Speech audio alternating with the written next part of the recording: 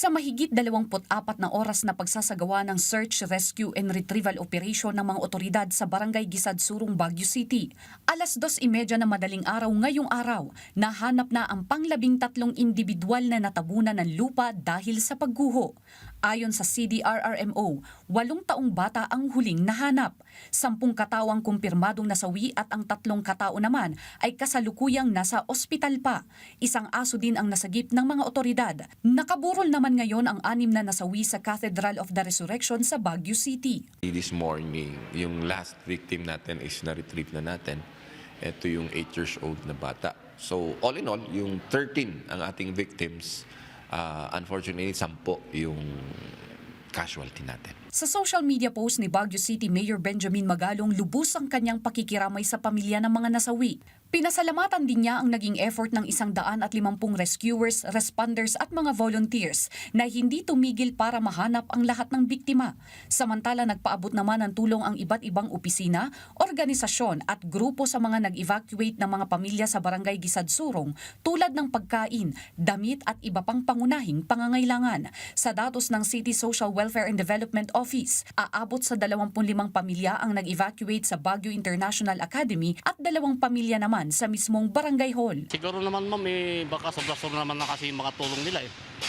Halos nga, tulong pa kanila, mga damit na katampak pa si stage namin. Namin alam kung saan namin ibibigay din yan.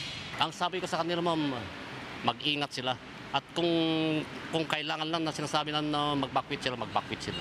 You have been warned, you have been informed, particularly sa mga hazard-prone areas natin.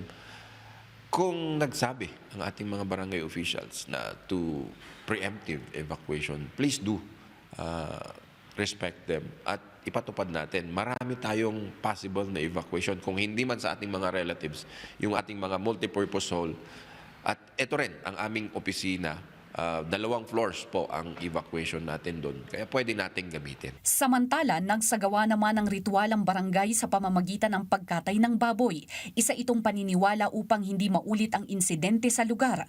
Nagpahayag na rin ng pakikiramay ang Department of Education sa kapamilya ng mga natabunang estudyante. 2 sa kanila ay grade 7 sa Gisad Valley National High School, isang grade 3 at grade 4 sa Bonifacio Elementary School at isang learner ng Alternative Learning School.